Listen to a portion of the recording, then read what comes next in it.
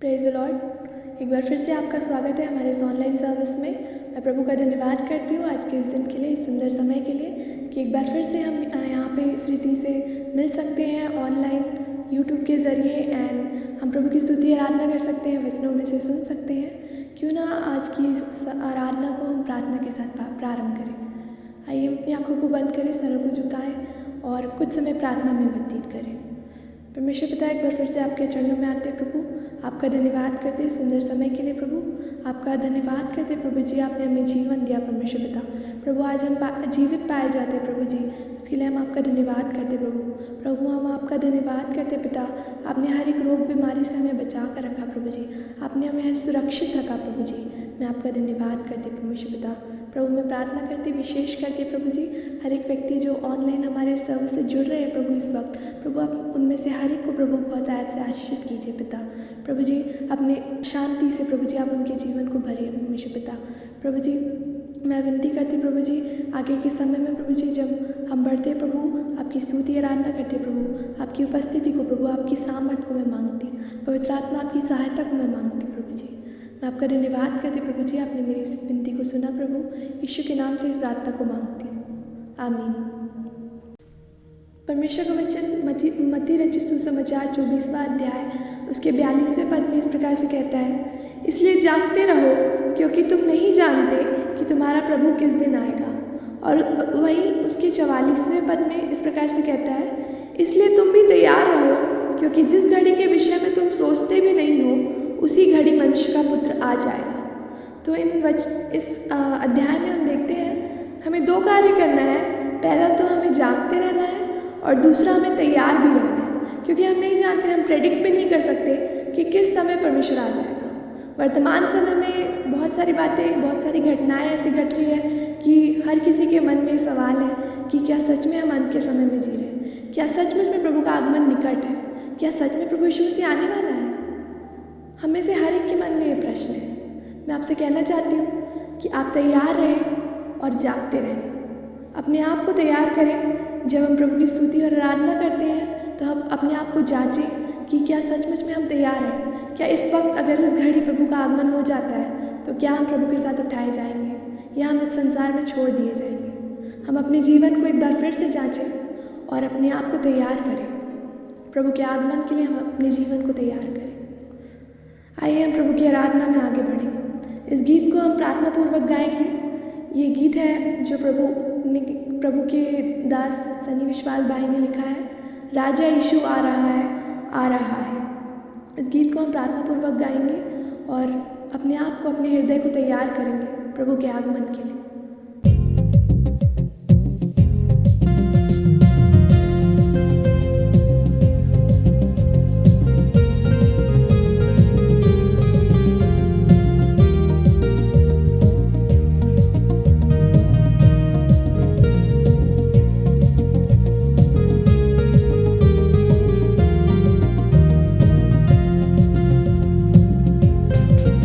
राजा यीशु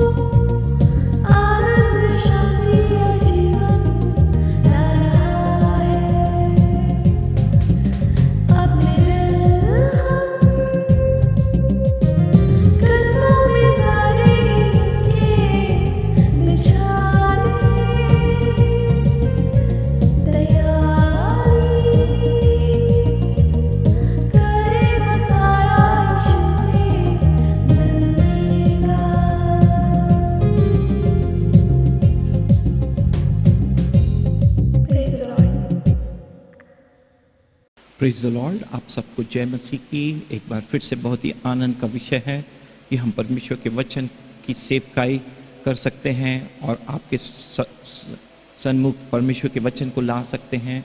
हर एक हफ्ते मैं नए नए विषय के ऊपर में परमेश्वर के वचन से आप सबों को बता रहा हूँ और मेरे लिए आनंद और हर्ष की बात है कि हर हफ्ते एक नए विषय पे, एक नए टॉपिक पर और एक नए शीर्षक पे मैं आपको परमेश्वर का वचन बता सकूं और आप ध्यान से परमेश्वर के वचन को सुने और वर्तमान समय की परिस्थिति में किस रीति से परमेश्वर का वचन हमारे लिए प्रासंगिक है, इस बात को आप ध्यान दें। पिछले दिनों में परमेश्वर का धन्यवाद देते हैं कि इतने लंबे समय तक परमेश्वर ने हम सबों को संभाला, जीवन दिया। परमेश्वर के नाम की स्तुति हो, परमेश्वर का नाम धन्य माना जाए। उसकी विश्वास योग्यता के लिए, उसकी दया करुणा के लिए, उसकी दया अमर है। हम सब मिट नहीं गए, परमेश्वर हम पर अनुग्रहित है, उसकी करुणा सदा की है। परमेश्वर का धन्यवाद हो। और पिछले दिनों में मैं अलग अलग शीर्षक में आपको परमेश्वर के वचन बता रहा था। एक बार फिर से एक नए विषय के ऊपर में आज मैं आपको वचन बताऊंगा। परमेश्वर का धन्यवाद हो, परमेश्वर की स्तुति हो। और पिछले दिनों में जब से पूरे हमारे देश में और विभिन्न देशों में, पूरी दुनिया में लॉकडाउन हुआ है, तो कई एक खबर और अखबार के माध्यम से हमें कई एक न्यूज़ मिल रहा है और उसमें से कुछ एक न्यूज़ ऐसा है, कुछ अच्छे खबर हैं, कुछ खुशखबरी है कि किस रीति से हमारा पृथ्वी जो है वो पुनः स्थापित हो गया है, पुनः उसका नवीनीकरण हो गया है, वो सुंदर हो गया है। वायु स्वच्छ हो गए हैं, जल निर्मल और साफ हो गए हैं और कई नदियाँ, सागर, सब कुछ बहुत ही निर्मल हो गए हैं। और नदियाँ और समुद्र, सागर के प्राणी जो हैं वो बहुत अच्छे से अब अपने जीवन में आगे बढ़ पा रहे हैं। जैसे कई एक नदियों में डॉल्फिन बहुत ही अंगड़ाई ले रहे हैं, कूद रहे हैं, उछल रहे हैं। और हर एक शहरों में, छोटे शहरों से लेकर बड़े शहरों में, देश देश में वायु बहुत स्वच्छ हो गया है, जल बहुत ही निर्मल हो गया है और कई तरीके से प्रदूषण समाप्त हो गया है। और यहाँ तक कि लोग ये बोल रहे हैं कि ओजोन परत भी काफ़ी रीति से चंगा हो गया है, हील हो गया है, रिस्टोर हो गया है। ये सब बहुत ही सकारात्मक संदेश और कुछ लॉकडाउन के एक लाभ हमें मिले हैं, एडवांटेज मिला है। इसका एक पॉजिटिव पॉइंट है, सकारात्मक पहलू है कि सब कुछ सुंदर और स्वच्छ हो गए हैं। मगर हम सब इसके लिए आनंदित हैं, धन्यवादित हैं, परमेश्वर का धन्यवाद हो। मगर मैं आपको कुछ परमेश्वर के वचन से कुछ बातें याद दिलाना चाहूँगा कि बेशक इस लॉकडाउन के दरमियान ये कई चीज़ें बहुत ही सुंदर और अच्छी हो गई हैं, मगर परमेश्वर का वचन हमें बताता है रोमियो की पत्री उसका 8 अध्याय में कि ये पृथ्वी अभी भी करहा रही है और कई पाप, अपराध और श्राप और इसके शोषण होने के कारण से ये पृथ्वी अभी भी करहा रही है। जैसे ही लॉकडाउन और शटडाउन ये समाप्त होगा और लोग जब बाहर निकलेंगे तो फिर से वो भीड़ भाड़, और अभी से हमें खबर मिल रहा है कि एलपीजी गैस का रेट कीमत बढ़ जा रहा है, पेट्रोल के दाम और कई अन्य चीज़ें लॉकडाउन हटते ही बढ़ने लगे हैं। लोग घरों से निकलकर सड़कों में, बाजारों में इधर उधर फिर से भीड़ भाड़ करने लगे हैं, गाड़ियाँ मोटर फिर से चलने लगी हैं और धीरे धीरे जो सुंदर और स्वच्छ हो गया था वो फिर से बिगड़ने की स्थिति की ओर अग्रसर हो रहा है। मैं आपको किसी भी रीति से निराश नहीं करना चाहता हूँ, किसी भी रीति से नकारात्मक बातों को नहीं बोलना चाहता हूँ, मगर परमेश्वर के वचन में जो अंतिम वास्तविकता है, सच्चाई है, उसके विषय में मैं आपको बता रहा हूँ। कृपया इन वचनों को सकारात्मक रीति से लीजिए, मगर वर्तमान परिस्थिति में किस रीति से हमको अपने आप को तैयार करना है। जैसे कि रोमियो की पत्री 8 अध्याय में लिखा है कि पृथ्वी करहा रही है और वो अपने छुड़ाने वाली की बाट जो रही है कि किस प्रकार से मसीहा आए और उसको सब प्रकार की उत्पीड़न से, शोषण से, प्रदूषण से, उसके गलत उपयोग से वो किस रीति से छुटकारा पा सके। तो प्रकृति इस लॉकडाउन में बहुत हद तक हील हुई है, चंगी हुई है, सकारात्मक और अच्छा हुआ है, मगर फिर भी प्रकृति का, पृथ्वी का संपूर्ण छुटकारा अभी नहीं हुआ है। और आने वाले भविष्य में जो भविष्य के नबुवत हैं, भविष्यवाणी है, उसके अनुसार से पृथ्वी और बहुत ही भयानक समय में आने वाली है। बहुत ही घोर घोर परेशानियों से और प्रदूषण से और कई प्रकार की समस्याओं से होकर पृथ्वी को जाना पड़ेगा। ये पृथ्वी नष्ट हो जाएगी। परमेश्वर के वचन में दूसरा पत्रस की पत्री उसका 3 अध्याय में लिखा है कि किस रीति से वर्तमान संसार आग से जलाए जाने के लिए, नष्ट करने के लिए है। किस रीति से आग उंडेली जाएगी, तपन बढ़ जाएगा और किस प्रकार से धातु पिघलने लगेंगे। The elements will melt, all the chemical elements, all the chemical things will melt and they will burn, वो जल जाएंगे। तो वर्तमान पृथ्वी आग से जलाए जाने के लिए रखी है। थोड़े समय के लिए हमें राहत और खुशी था कि बहुत अच्छा सब कुछ हो गया है, इससे जरूर बेशक हमारी पीढ़ियों को, हमारे बच्चों को, वंशज को हमें कुछ देर तक तो लाभ जरूर मिलेगा, मगर दूरगामी जो भविष्य में जो बातें हैं उसमें परमेश्वर के नबुवत और वचन हाँ और आमीन के साथ पूरा होंगे और ये पृथ्वी के लिए बहुत ही भयानक समय और बहुत ही भयानक भविष्यवाणी की गई है। और इसलिए हमें किसी भी प्रकार से झूठी तसल्ली और कुछ झूठे आश्वासन में नहीं रहना है, बल्कि परमेश्वर के वचन को खोलकर ढूंढ कर पढ़ना है। हमको परमेश्वर के वचन के एक अच्छे विद्यार्थी, एक अच्छे छात्र बनना है और इसका अध्ययन ढूंढ कर पढ़ना है और परमेश्वर के वचन का सही व्याख्या करना है, सही समझ रखना है और सही वचन के अनुसार अपने और अपने परिवार को तैयार करना है। पहली पृथ्वी जल से डुबोकर मार दी गई थी। जल प्रलय के द्वारा से वर्षा का प्रारंभ हुआ था।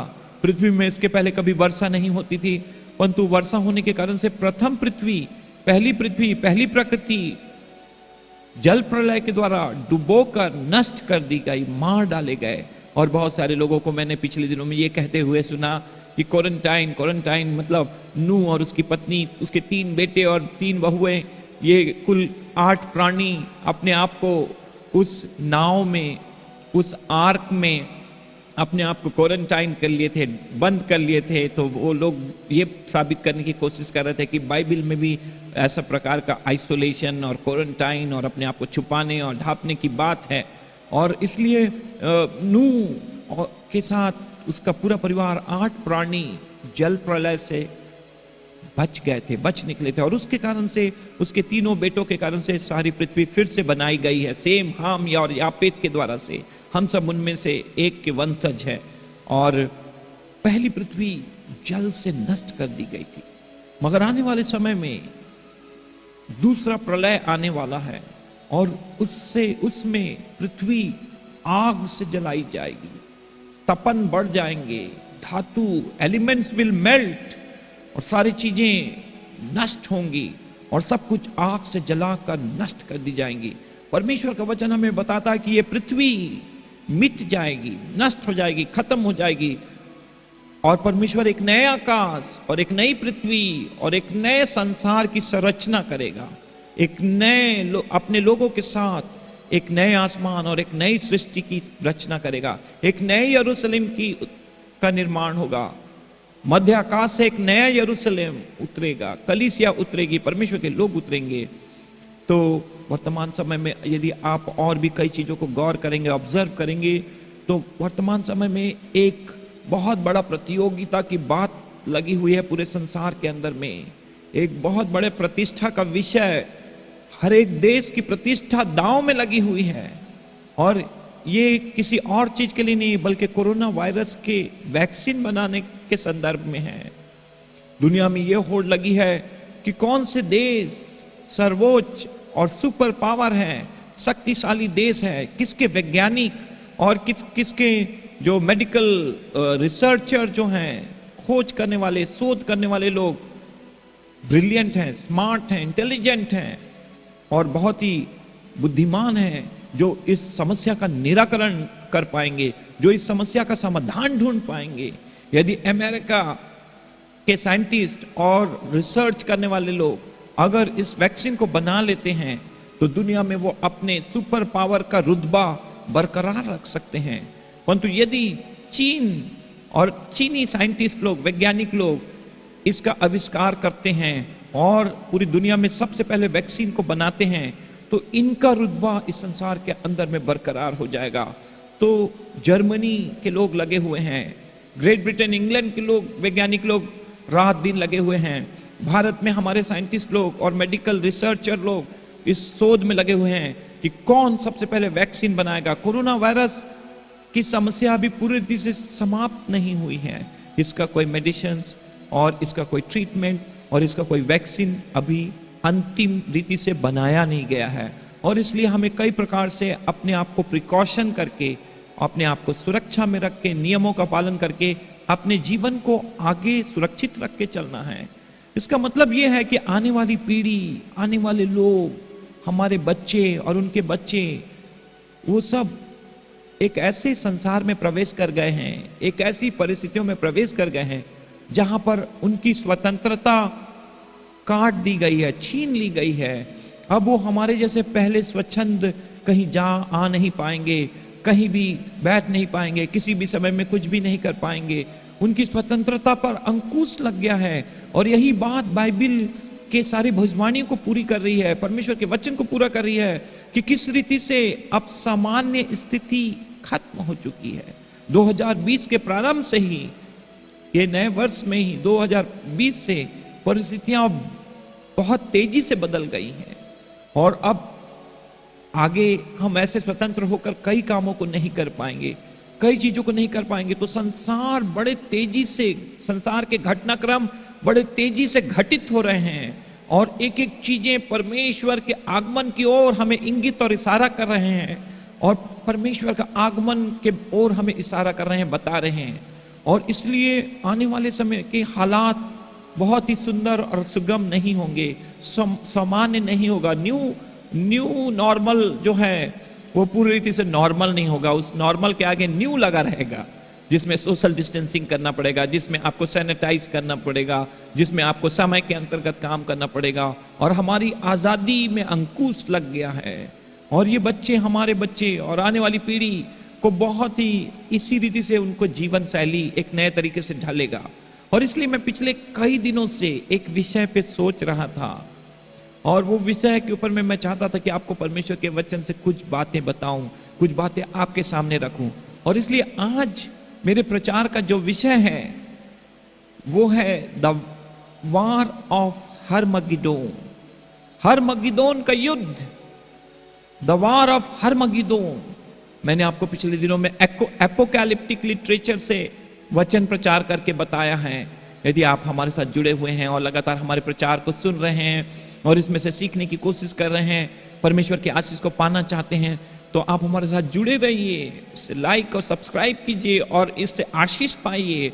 और पिछले दिनों में एपोकैलिप्टिक लिटरेचर, जो बाइबल का एक विशेष साहित्य का वर्ग है, एक भाग है, उसमें से मैं आपको प्रचार करके बताया था। और आज एक बार फिर से मैं एपोकैलिप्टिक लिटरेचर से प्रचार करने जा रहा हूं। और ये नए नियम की अंतिम पुस्तक है, बाइबल की आखिरी पुस्तक है और इस पुस्तक का नाम है रेवलेशन, प्रकाशित वाक्य, मुक्काशिफा, उर्दू में मुक्काशिफा की पुस्तक कहते हैं। और मेरे जो पासबान थे, मेंटर थे, वो मेरे पासबान जिनके अंडर में मैं बढ़ा हूं, वो अक्सर करके प्रकाशित वाक्य की पुस्तक, उसका एक अध्याय, उसके दूसरे तीसरे पद को पढ़ाकर वो हमसे हर समय कहते थे कि जब कभी भी तुम प्रकाशित वाक्य की पुस्तक को पढ़ोगे, जब कभी भी तुम प्रकाशित वाक्य के पुस्तक से सुनोगे, जब कभी भी तुम इसके अनुसार करोगे, तुम धन्य होगे, तुम आशीषित होगे। क्योंकि वहां पर ऐसा एक विशेष प्रतिज्ञा किया गया है कि धन्य है वे जो इस पुस्तक से पढ़ते हैं, धन्य है वे जो इस पुस्तक का प्रचार करते हैं, धन्य है वे जो इस पुस्तक के अनुसार करने के लिए चौकसी करते हैं, वो निश्चय आशीष पाएंगे। इसलिए प्रकाशित वाक्य से प्रचार करना, प्रकाशित वाक्य को पढ़ना, प्रकाशित वाक्य के वचनों को सुनना हमारे लिए आशीष का कारण है। हम सब आशीष पाएंगे, हालेलुया। और इसलिए मैं बहुत ही कम प्रकाशित वाक्य की पुस्तक से प्रचार करता हूं और इस प्रकार के विषय के ऊपर मैं बहुत ही कम मैं लोगों को शिक्षा देता हूं। परंतु पिछले कई दिनों से मैं हर्मगिदोन के युद्ध के बारे में, हर्मगिदोन युद्ध के विषय में मनन कर रहा था और मैं तैयारी कर रहा था, कोशिश कर रहा था कि मैं आपको हर्मगिदोन के युद्ध के बारे में बताऊंगा। और आज मैं आपको प्रकाशित वाक्य की पुस्तक से बता रहा हूं कि द वार ऑफ हरमगिदोन का युद्ध, ये जो युद्ध है प्रकाशित वाक्य के अंदर में दिया गया है। कई लोग अलग अलग इसका प्रचार करते हैं, इसकी व्याख्या करते हैं, और इसलिए हम सबको बहुत ही सावधान रहना है कि हम परमेश्वर के वचन की व्याख्या करने में बहुत अधिक चौकसी करें। कोई भी प्रकाशित वाक्य को पढ़ने के कारण से भटके ना, कोई भी डरे ना, घबराए ना, बल्कि आप प्रार्थना करें, प्रभु के लोगों से पूछें और उनके मार्गदर्शन और अगुवाई में इस एपोकैलिप्टिक लिटरेचर को, एपो आफ्टरवर्ड्स, छिपी हुई बातें, गुप्त बातें जिनको प्रकट किया गया है, प्रकाशित किया गया है, वो इस पुस्तक में उसका प्रकाशन पाया जाता है। और ये बिना कोई प्रभु के दासों के द्वारा पासबानों के प्रचार और व्याख्या के बिना आप समझ नहीं पाएंगे। बहुत सारे असमंजस और कंफ्यूजन में आप पड़ जाएंगे, और इसलिए इसको प्रचार करने में हमें अत्यधिक सावधानी बरतनी पड़ती है। जब द वार ऑफ हरमगिदोन का युद्ध, ये प्रकाशित वाक्य की पुस्तक, उसके प्रकाशित वाक्य की पुस्तक उसके 16 अध्याय के अंदर में, उसके 14 पद के अंदर में हम लोग पढ़ते हैं। प्रकाशित वाक्य की पुस्तक उसका 16 अध्याय और उसके 16 पद को यदि आप पढ़ेंगे तो वहां पर इस प्रकार से लिखा है कि then they gather the king together to the place that in Hebrew is called Armageddon. तब वे सब राजाओं को इकट्ठा करने लगे, एक ऐसे स्थान में इकट्ठा करने लगे जिस स्थान का नाम था हरमगिदोन। तो आज हम हरमगिदोन के युद्ध के विषय में बता रहे हैं। एपोकैलिप्टिक लिटरेचर के अंदर में प्रकाशित वाक्य का पुस्तक, डैनियल की पुस्तक, यजकेल की पुस्तक, ये सब पुस्तक एपोकैलिप्टिक लिटरेचर के अंतर्गत आते हैं। और पिछले दिनों में मैंने आपको एपोकैलिप्टिक लिटरेचर यजकेल से प्रचार किया है, और आज मैं एपोकैलिप्टिक लिटरेचर प्रकाशित वाक्य से प्रचार कर रहा हूं। आपको यजकेल की पुस्तक को भी पढ़ने का आज असाइनमेंट, होमवर्क मिलने वाला है, और आपको प्रकाशित वाक्य की पुस्तक पढ़ने के लिए भी आज मैं प्रोत्साहित करूंगा कि आने वाले दिनों में, आने वाले हफ्तों में आप प्रकाशित वाक्य की पुस्तक को पढ़ें, मनन करें, चिंतन करें। तो यहां पर एक शब्द का उपयोग किया गया है, और वो शब्द है हरमगिदोन। ये 2 शब्दों से बना हुआ शब्द है, मगर इसके पहले मैं आपको बता दूं कि हरमगिदोन इस्राएल में कहां पर स्थित है। इस्राएल देश के पूर्वी स्थान में, ईस्ट ऑफ प्रेजेंट डे इस्राएल, वर्तमान में जो इस्राएल देश है उसके पूर्वी भाग में, और बल्कि जो मेडिटेरेनियन सी है, जो भूमध्य सागर, जो महासागर है, वो महासागर के किनारे से गलील प्रदेश के नासरत नगर से थोड़े नीचे में मगिदोन का जगह, मगिदोन का स्थान पाया जाता है।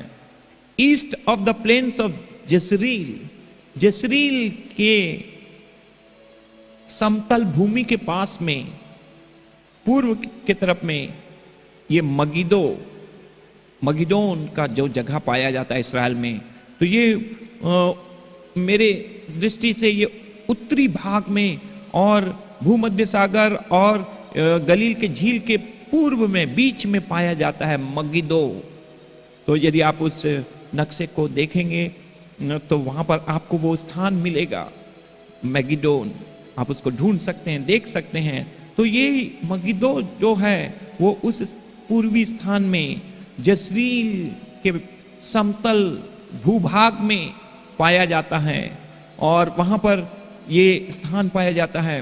तो ये एक ऐसा समतल जगह है, इसको हम लोग बोलते हैं the east of the plains of Jezreel के समतल भूभाग में। हमारे जो प्रदेश है उसका भी नाम है छत्तीसगढ़ प्लेन। हमारा छत्तीसगढ़ भी समतल भूभाग कहलाया जाता है, प्लेन एरिया कहलाया जाता है, और हालांकि हम लोग प्लेन एरिया से बिलोंग करते हैं। तो वैसे ही इस्राएल में मगिदो जो स्थान है बहुत ही समतल एक भाग है। और उसके बाद में मैं आपको थोड़ा सा बताऊंगा कि ये मगिदो जो समतल भूमि था, जो जसरील के समतल भूमि थी, और जो पूर्व में बसा हुआ था, जो ग्रेट मेडिटेरेनियन सी के किनारे से और नासरत नगर नीचे में गलील प्रदेश के अंतर्गत में वहां पर ये भूभाग पाया जाता है। और आगे चल के इस्राएली लोग वहां पर बहुत सारी मिट्टियां, बालू और कई चीजों को डालकर उन्होंने कई प्रकार का किला वहां पर बनाया। और वो किला का निर्माण उन लोग आर्टिफिशियली ह्यूमन मेड, अपने मानवीकृत से बनाया था, ताकि वो लोग उन किलों का, उन टीलों का, उन स्थानों का उपयोग युद्ध के लिए कर सकें। दुश्मन जब दूर से आते हैं उन टीलों में, उन किलों में वो लोग छुप जाते थे और अपनी बनाई हुई समतल भूमि को उन्होंने ऊंचा नीचा करके बना दिया था और एक बड़ा मैदान वहां पर तैयार हो गया था जिसमें वो छुप के दुश्मनों का सामना करते थे, उनसे युद्ध किया करते थे। तो ये एक बहुत बड़ा भूभाग युद्ध के मैदान के जैसे बनाया गया है। बहुत सारे ऐसे जमीन हैं, ऐसे स्थान हैं, ऐसे भूभाग हैं जहां पर कई प्रकार के मिसाइल का हम लोग परीक्षण करते हैं। हमारे देश में बहुत सारा ऐसा जगह है। उड़ीसा के अंदर में जो जगह है वहां पर वो मिसाइल का टेस्टिंग करते हैं।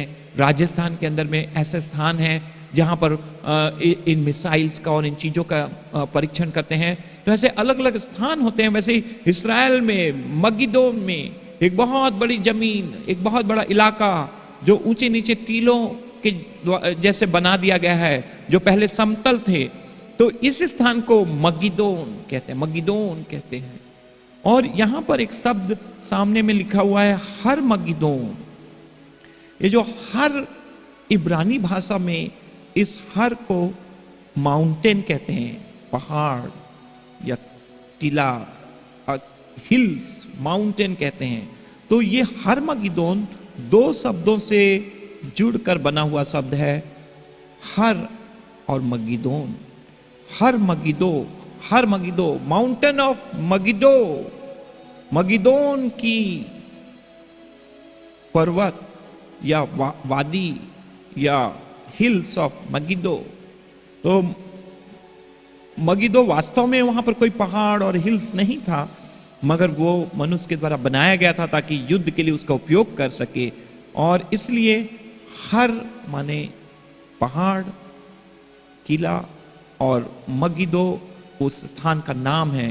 तो आने वाले समय में, भविष्य में एक अंतिम लड़ाई इस दुनिया में होगी, इस पृथ्वी के ऊपर में, इस ग्रह के ऊपर में, मानव जाति के इतिहास के अंदर में, दुनिया के इतिहास के अंदर में एक समय काल अवधि तय है जिसमें एक अंतिम युद्ध हर मगिदोन में होने वाली है।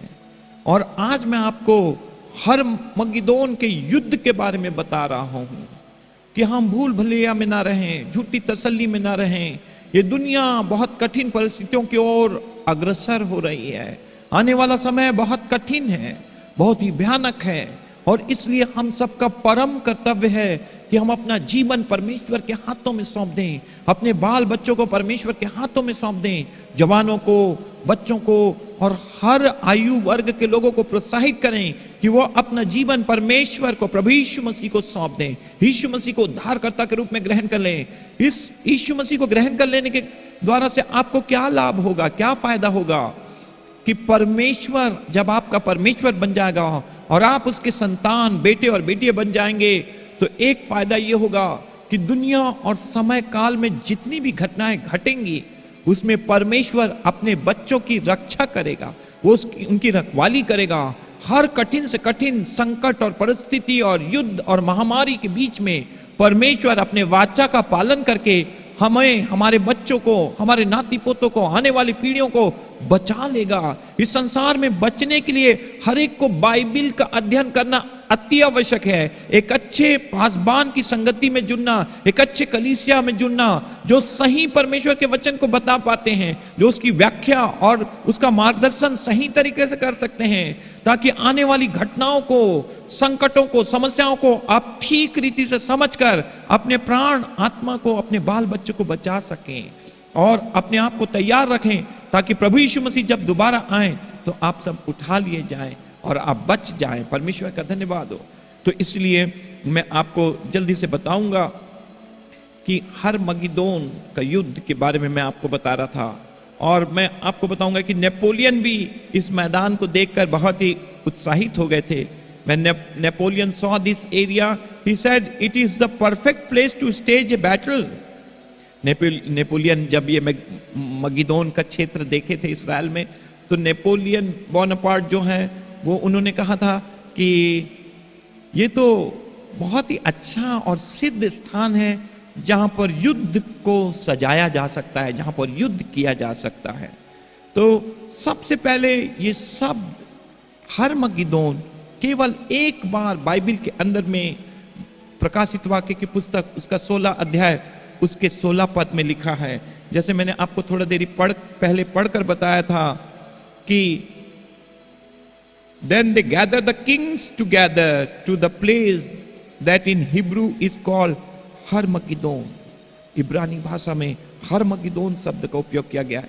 हालांकि एक बार सीधे तौर पे हर्मगिदोन का शब्द यहां पर उपयोग किया गया है, मगर इसकी शिक्षा बाइबल के अंदर अलग अलग वचनों में, संपूर्ण बाइबल के अंदर में अलग अलग जगह में दी गई है। और हम लोग जब ये 16 अध्याय को पढ़ते हैं, आप इसको और अच्छे से पढ़िएगा और मनन करिएगा। और यहाँ पर बहुत ही अच्छी रीति से लिखा है 16 अध्याय उसके 13 पद में लिखा है, then I saw the evil spirits that looked like frogs, they came out of the mouth of the dragon, out of the mouth of the beast and out of the mouth of the false prophet. बहुत ही सुंदर प्रभु का वचन है। यहाँ 13 पद में लिखा है कि जब मैंने देखा तो मैंने देखा कि 3 दुष्टात्माएं निकल के आ रहे हैं। लुक लाइक फ्रॉग, ये दुष्टात्माएं मेंढकों के समान दिखाई दे रहे हैं, मेंढकों के समान, मेंढक के समान दिखाई दे रहे हैं। They came out of the mouth of the dragon.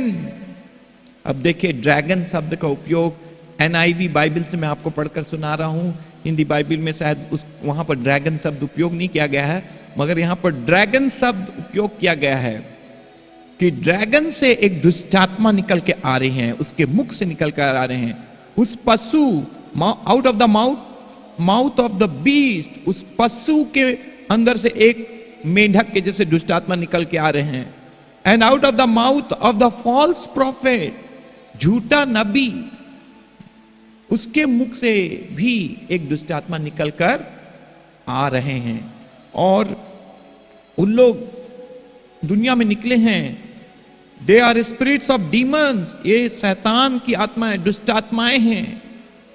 Performing miraculous sign, और ये लोग अद्भुत और बड़े चिन्ह चमत्कार दिखा रहे हैं, दुनिया और दुनिया के लोगों को अपनी ओर आकर्षित कर रहे हैं।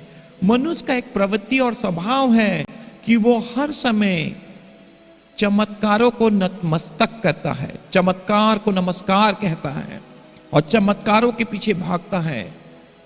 और यहां पर भी वो लोग जब बड़े बड़े चिन्ह और चमत्कार दिखा रहे हैं तो पृथ्वी के लोग भरमाए जा रहे हैं और वो उसके पीछे आ रहे हैं। They go out to the kings of the whole world, और ये दुष्टात्माएं निकलकर दुनिया के राजाओं, बड़े अधिकारियों, मंत्रियों, महामंत्रियों के पास जा रहे हैं। आज की भाषा में बड़े बड़े वर्ल्ड लीडर्स के पास में, विश्व अगुओं, नेताओं के पास में, लीडर्स के पास जा रहे हैं। To gather them for the battle, और उन लोग सारे देश के अगुओं को इकट्ठा कर रहे हैं कि वो एक युद्ध के लिए हर्मगिदोन में आए, ताकि हर्मगिदोन का युद्ध हो सके। On the great day of God almighty, सर्वशक्तिमान परमेश्वर के उस महान दिन में देश देश के अगुवे लोग, देश देश के नेता लोग, बड़े बड़े अधिकारी लोग इस दुष्टात्माओं के कारण से भरमाए जाएंगे और परमेश्वर से युद्ध करने के लिए हर्मगिदोन में इकट्ठे होंगे। और हर्मगिदोन एक प्रकार से अंतिम युद्ध होगा, एक फाइनल वार होगा, एक अंतिम लड़ाई होगी।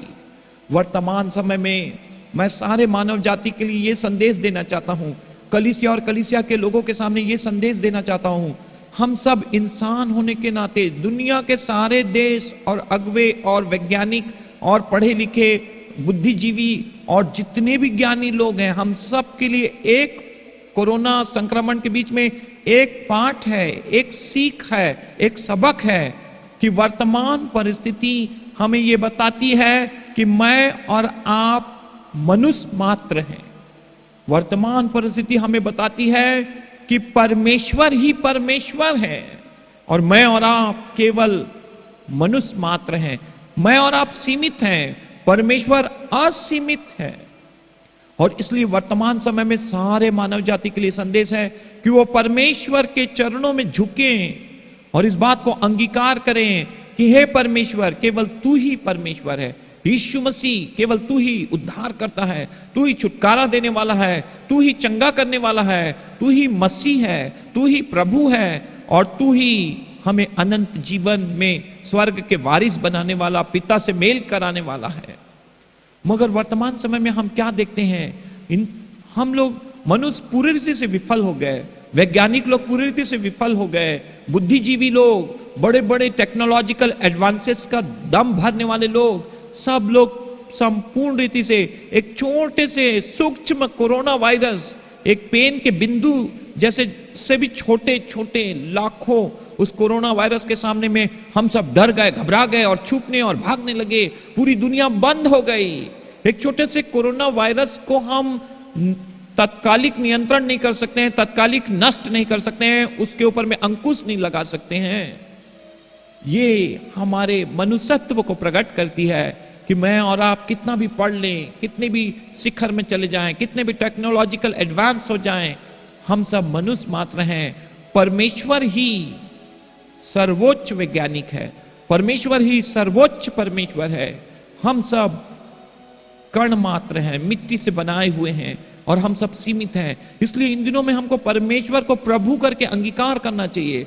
मगर इसके बनिस्बत, इसके बजाय मनुष्य का सदा सा स्वभाव है, आदम से मिला हुआ एक स्वभाव है, एडमिक कॉम्प्लेक्स है कि मनुष्य सारी विफलताओं के बाद भी डींग मारता है, घमंड करता है। There is pride and arrogance in the heart of man. लोग आज परमेश्वर पर विश्वास नहीं करते हैं। लोग कई प्रकार से अपने आप को स्वतंत्र कहते हैं, इंडिपेंडेंट कहते हैं। कई बड़े देशों में लोग किसी ईश्वर पर विश्वास नहीं करते, प्रभु यीशु मसीह पर विश्वास नहीं करते हैं। सब लोग कहते हैं कि हम कोई ईश्वर नहीं है और कई प्रकार से दम भरते हैं। मगर वर्तमान समय हमें यह संदेश देता है कि हम अपना जीवन परमेश्वर के हाथों में सौंप दें। इस संसार में परमेश्वर है, सारे ब्रह्मांड, सारे यूनिवर्स, सारे कॉस्मोस में परमेश्वर है और परमेश्वर ही सर्वोच्च, सर्वज्ञ और सबसे बड़ा है और हम सब मनुष्य मिथ्या मात्र हैं। और इस समय में हमको अपना जीवन प्रभु के हाथों में समर्पित करना चाहिए। परमेश्वर की सहायता, अगुवाई और मदद मांगनी चाहिए ताकि हम इस संक्रमण के ऊपर में जय पा सकें, इसका निराकरण कर सकें, इसका समाधान निकाल सकें और हम मृत्यु के काल में ना समाएं, बल्कि हम जीवित रह के परमेश्वर की स्तुति और आराधना कर सकें। हरमगिदोन का युद्ध हमें यह बताता है कि पृथ्वी के सारे अगुवे, सारे राजा, सारे बड़े बड़े बुद्धिजीवी और शक्तिशाली लोग हरमगिदोन के मैदान में इकट्ठे हो रहे हैं ताकि सर्वशक्तिमान परमेश्वर से युद्ध कर सकें। देखिए, मनुष्य अपनी मूर्खता में कहां तक चले जाता है कि वो सर्वशक्तिमान परमेश्वर को चुनौती देने लग जाता है, सर्वोच्च सर्वज्ञ परमेश्वर से लड़ने की जुर्रत जुटाने लग जाता है। तो हरमगिदोन का युद्ध हमें बताता है, ये वचन हमें बता रहा है 16 पद कि सब लोगों को वो लोग इकट्ठे कर रहे थे। किस रीति से दुष्ट आत्माएं आज भी लोगों को भ्रमित करती हैं। दुष्ट आत्माओं के द्वारा चिन्ह चमत्कार और अद्भुत काम किए जाते हैं। लोग चिन्ह चमत्कार को देवता या ईश्वर मान के उसके पीछे दंडवत करने लग जाते हैं और सच्चे विश्वास और परमेश्वर से भटक जाते हैं। इसलिए इन वचनों को आप पढ़िए, मनन करिए, चिंतन करिए कि कभी भी हमारे जीवन का आधार, विश्वास का आधार चिन्ह चमत्कार नहीं है, परंतु परमेश्वर का गुण, परमेश्वर के चरित्र, परमेश्वर का पवित्र कुंदन सा वचन, ताया हुआ सोने सा वचन, चांदी से चमकदार वचन, ये वचन की शिक्षा हमारे जीवन का आधार है। और इसलिए 15 पद में लिखा है कि behold I come like a thief, देख मैं चोर की मानिंद आता हूं। Blessed is he who stays awake, धन्य वे जो जागते हुए पाए जाते हैं, जो जागृत अवस्था में हैं। And keeps his clothes with him, जो अपना वस्त्र धारण किए हुए हैं, जो अपना वस्त्र अपने साथ रखे हुए हैं, so that he may not go naked, ताकि वो नग्न ना पाए जाए, उनको नग्न ना होना पड़े और जाना पड़े और वो किसी रीति से शर्मिंदित ना हो। And be a shameful expose, उनकी नग्नता सब लोगों में जाहिर न की जाए, प्रकट न की जाए, और वो किसी प्रकार से लज्जा और शर्मिंदगी में ना पाए जाए। ये यीशु मसीह का वचन है।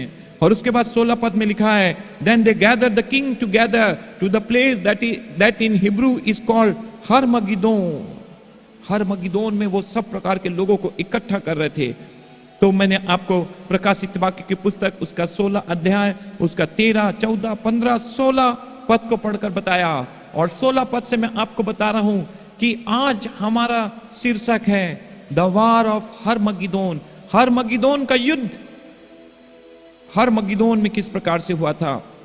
दूसरा इतिहास 35 अध्याय 22 पद को यदि आप पढ़ेंगे तो जोसिया जो यहूदा का राजा था वो भी वहां पर मार डाला गया था। फेरो नेको के द्वारा से मार दिया गया था। दूसरा इतिहास की पुस्तक उसका 35 अध्याय 22 पद में वो हरमगिदोन के इस मैदान में मार दिया गया था। और किस रीति से हम लोग अन्य वचन के भागों में भी इन बातों को देखते हैं जो हरमगिदोन से संबंधित है।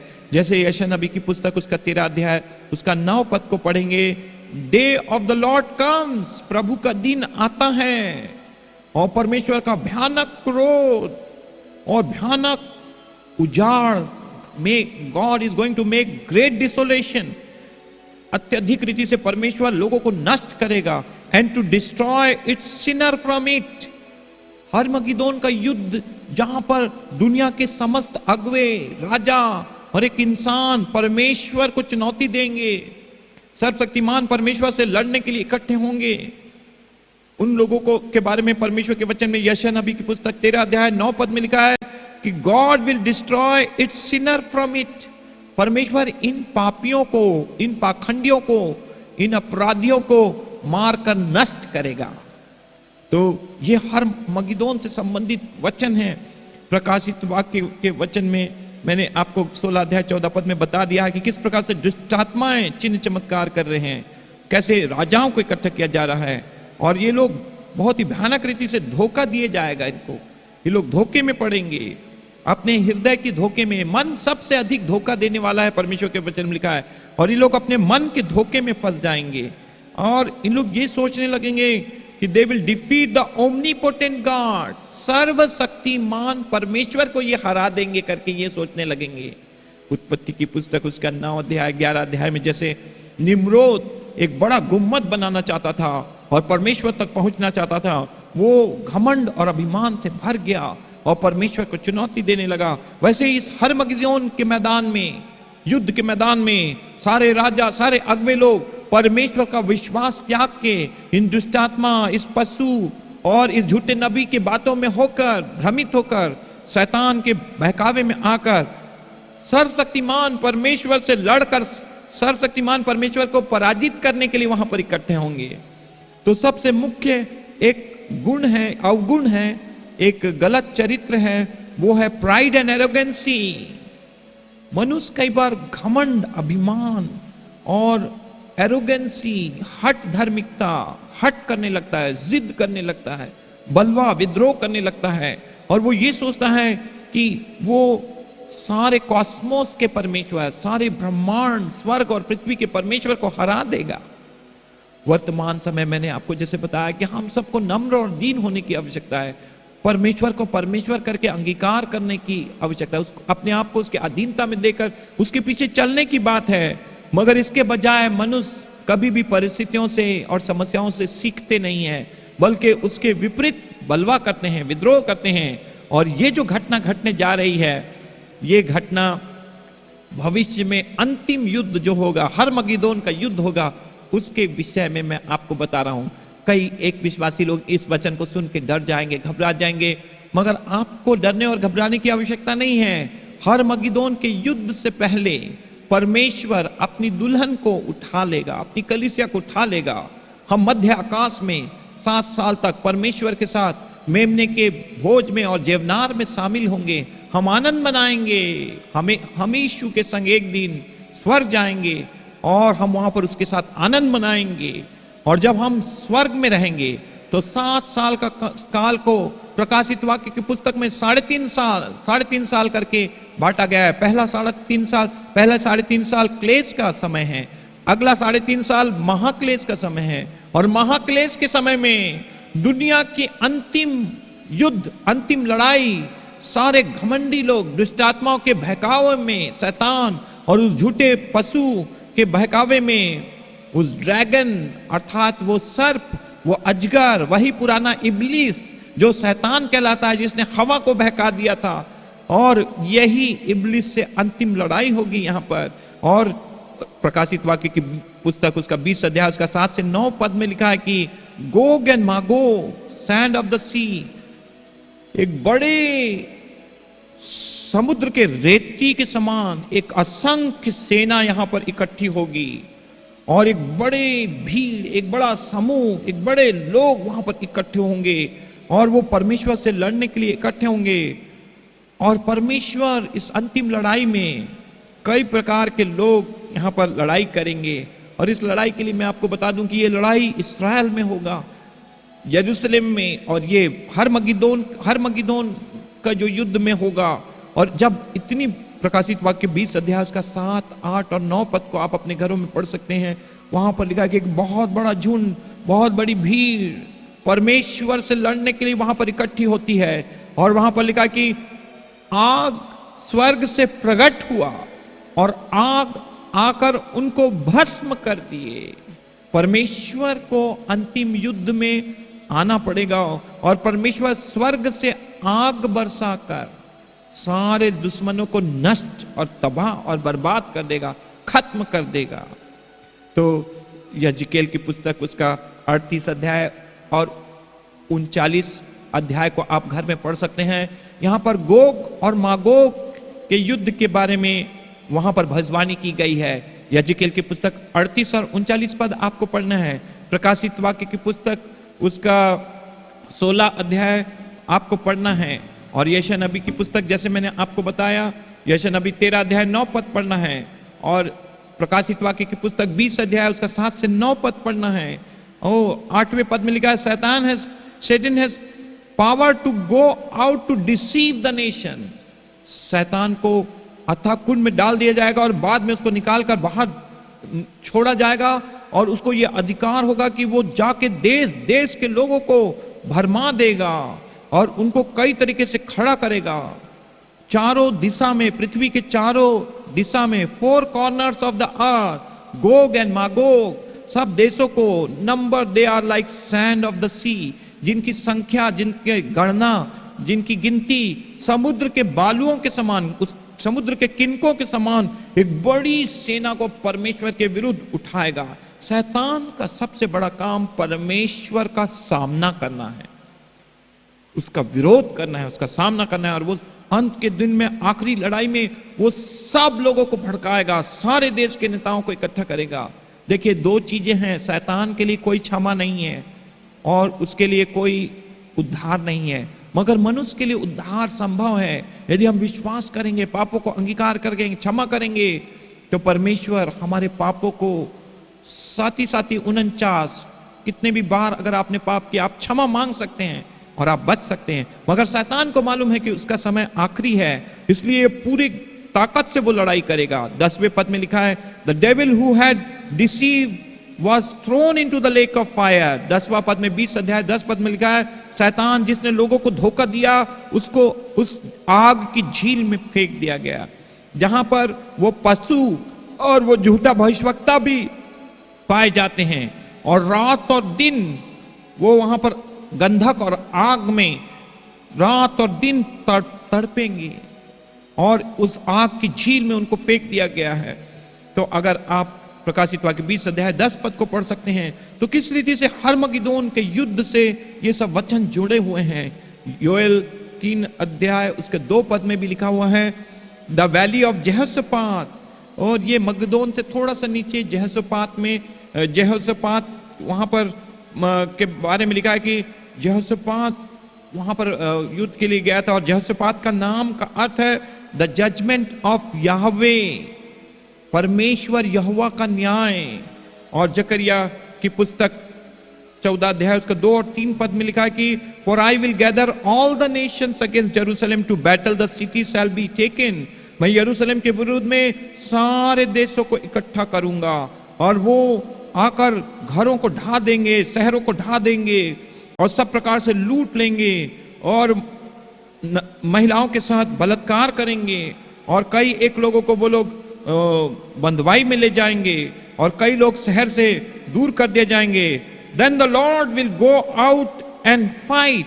जब लोग पस्त हो जाएंगे, इस्राएली लोग पस्त हो जाएंगे और लड़ नहीं पाएंगे, तब परमेश्वर उन देश देश के लोगों के विरुद्ध में लड़ेगा और when he fights mandatory of the battle, और वो परमेश्वर उनसे युद्ध करके उस युद्ध और उस संग्राम को विजय हासिल करेगा, जीतेगा। प्रकाशित वाक्य 20 अध्याय 9 और 10 पद में भी लिखा है, and they march upon the broad plain of the earth and surrounded the camp of the saints and the beloved city. उस यरूशलेम को ये लोग घेर लेंगे, वहां पर वो कदम ताल करके पहुंचेंगे, चारों तरफ से घेर लेंगे। और came down but the fire came down, परंतु आग वहां से स्वर्ग से उतरेगी और उनको भस्म कर देगी, कंज्यूम कर देगी। और शैतान और भरमाने वाले लोग सब उस आग के झील में डाल दिए जाएंगे। तो पूरी दुनिया में आज दुनिया 2 भागों में बंट चुकी है और पेपर में हम लोग लगातार पढ़ रहे हैं कि किस रीति से कोल्ड वार की स्थिति निर्मित हो गई है। जो कोल्ड वार जो है वो किस रीति से देशों के बीच में, विशेष करके चाइना और अमेरिका के बीच में किस रीति से है। जब हम लोग ये प्रचार को सुनते थे तो कई एक प्रचारकों से मैंने सुना है कि पूरी दुनिया 2 भागों में बढ़ जाएगी और एक, मैं इसको ऐसा बोलता हूं कि A team and the B team, A team और बी टीम में लोग बढ़ जाएंगे। ए टीम में होंगे यूएसए अमेरिका और उसके बाद में होंगे ग्रेट ब्रिटेन, इंग्लैंड, इस्राएल, इंडिया, ब्राजील, ये सब देश एक टीम में हो जाएंगे। और बी टीम के अंदर में हो जाएंगे गोग मागोग, ड्रैगन, मॉस्को, रसिया और चाइना, ईरान, तुर्की और बहुत से मुस्लिम देश और बहुत से यूरोपियन और अफ्रीकन देश बीच में हो जाएंगे। सारी दुनिया वर्तमान समय में कोरोना वायरस के संक्रमण में 2 भागों में बढ़ चुकी है और दोनों के बीच में टग ऑफ वार शुरू हो गया है। शीत युद्ध की शुरुआत हो चुकी है, उसका अलार्म बज चुका है और अब ये शीत युद्ध आगे और तेजी से बढ़ेगा और सब लोगों के बीच में प्रतियोगिता बढ़ गई है और कई प्रकार से खतरा मंडरा रहा है। भारत के चाइना बॉर्डर में, भूटान के पास में कई प्रकार के युद्ध की ऐसी स्थिति जानबूझकर निर्मित की जा रही है। नेपाल बॉर्डर में समस्या प्रारंभ हो गई है। जम्मू कश्मीर, पाकिस्तान, सब जगह में तो परेशानी पहले से चल ही रहा है। तो कई तरीके से युद्ध की स्थिति हो गई है और सब लोग इस्राएल और यरूशलेम के विरुद्ध में उठेंगे और आखिरी में यरूशलेम और इस्राएल को हरमगिदोन के युद्ध में इसको मिटा देना चाहते हैं और इस पृथ्वी से उसको मिटा देना चाहते हैं। और जब इस्राएल अपने आप में थक जाएगा, हार जाएगा और बेबस और बेसहारा हो जाएगा और लड़ नहीं पाएगा, तब परमेश्वर के वचन लिखा है कि परमेश्वर स्वर्ग से आग बरसाएगा और हरमगिदोन में परमेश्वर की विजय होगी। परमेश्वर और परमेश्वर के लोग विजयी होंगे। इसलिए अंत में जैसे मैंने आपको बताया कि कलीसिया मध्य आकाश में होगी, कलीसिया मध्य आकाश में होगी और 7 साल के बीतने के बाद कलीसिया यरूशलेम में सिय्योन पर्वत पर यीशु मसीह के साथ, यीशु मसीह के पांव सिय्योन पर्वत पर उतरेंगे और यीशु मसीह वहां पर प्रकट होंगे और हम सब उसके कलीसिया के लोग, उसके स्नेह के अंग वहां पर यरूशलेम में पाए जाएंगे। उस समय कोई पासपोर्ट और वीजा की आवश्यकता नहीं होगी क्योंकि यीशु मसीह के साथ हम लोग प्रवेश करेंगे और मंदिर में बैठ के यीशु मसीह के साथ 1000 वर्ष का राज करेंगे। तो अंत में निष्कर्ष में मैं आपको यह कहना चाहता हूं कि हरमगिदोन का युद्ध भविष्य में सामने हमें दिखाई दे रहा है और ये अंतिम युद्ध होगा जहां दुनिया जो 2 टीम में बंट चुकी है, ए टीम और बी टीम में, इसमें ये दोनों के बीच में युद्ध होगा और युद्ध होने के कारण से इस्राएल के ऊपर में सारा आक्रमण, यरूशलेम, इस्राएल, हरमगिदोन में आ जाएगा ये बात। और अंत में परमेश्वर इस्राएल की सहायता करेगा। और इस्राएल फतहमंद होगा और हम सब विजयी होंगे, बहुत से लोग बचाए जाएंगे। अंत में निष्कर्ष ये है, निष्कर्ष में फिलिपियों की पत्री 2:10 में लिखा है, every knee shall bow and every tongue confess that Jesus is the Lord to the glory of God in heaven. तो अंत में परमेश्वर की सामर्थ के आगे हर एक घुटना टिकेगा, हर जीव अंगीकार करेगी, हर एक मानेंगे कि यीशु मसीह ही प्रभु है, वही उद्धार करता है, वही अनंत जीवन देने वाला ईश्वर है, परमेश्वर है और प्रभु है। और सब घुटना टिकेगा। दो प्रकार से टिकेगा कि लोग यीशु को अंगीकार करके भी कुछ लोग नरक जाएंगे, मगर समय रहते यदि अभी वर्तमान में हम यीशु को अंगीकार कर लें, ग्रहण कर लें, उससे रिश्ता जोड़ लें, तो हम स्वर्ग के राज्य के वारिस होंगे। नरक की आग में शैतान और उसके दुष्टात्माओं के साथ, उसके दूतों के साथ हमें जाना नहीं पड़ेगा। अनंत जीवन में हम परमेश्वर के साथ सदा सदा काल के लिए राज करेंगे। इसलिए इस बात की मैं घोषणा करना चाहता हूं, कोरोना वायरस के संक्रमण के बीच में सारी दुनिया के लिए एक ही संदेश है कि यीशु ही प्रभु है, यीशु ही मसीह है। उसे गले लगाओ, उसे चूमो, उसे गले लगाओ और kiss the son lest you may be perish. पुत्र को चूमो, ऐसा ना हो कि तुम नाश हो जाओ। और इसके पहले कि ये हरमगदोन का युद्ध का भविष्यवाणी पूरा हो, उसके पहले यीशु मसीह के दोबारा आगमन में, मध्य आकाश में आने से पहले हम सब अपना मेल मिलाप परमेश्वर से कर लें, अपने बाल बच्चों को, घर परिवार, रिश्तेदारों को तैयार कर लें, कलीसिया में नियमित संगति करें, प्रार्थना करें, आराधना करें, प्रभु के सच्चे दासों के वचन के मार्गदर्शन और अगुवाई में बढ़ें, वचन की सही शिक्षा पाएं, झूठे शिक्षा में बहक ना जाएं, फंस ना जाएं, कल्ट में ना चले जाएं आप, और गलत व्याख्या के पीछे ना चले जाएं। आप प्रभु के सही लोगों के मार्गदर्शन में आगे बढ़कर प्रभु के साथ मिलने के लिए अपने आप को तैयार करें। तो आज मैंने आपको हरमगदोन के युद्ध के बारे में बताया है। परमेश्वर आपको इन वचनों के द्वारा आशीष दे, आप इसमें निरंतर मनन चिंतन करते रहें। आइए हम प्रार्थना करेंगे, अपना जीवन परमेश्वर के हाथों में सौंपे। पिता परमेश्वर, धन्यवाद देते हैं, हम सब अपने जीवनों को आपके हाथों में सौंपते हैं। आपके वचन में अलग अलग विषय है और उसमें से हरमगदोन का युद्ध के विषय में है, जो अंतिम युद्ध है, जो परमेश्वर और मनुष्य के बीच में होगा, जो यरूशलेम, इस्राएल और हरमगदोन के मैदान में होगा। और अंतिम विजय परमेश्वर की ओर से है। संग्राम तो यहोवा का है। ओ, युद्ध में सब प्रकार के घोड़े भेजे तो जाते हैं, परंतु विजय परमेश्वर की ओर से मिलती है। तू हमें विजय देने वाला है, हम सबको विजय दे, जय के उत्सव में ले चल प्रभु, सबको बड़ी बरकत दे, सबके संग और साथ है। आने वाला हफ्ता हर एक के लिए आशीष में हो।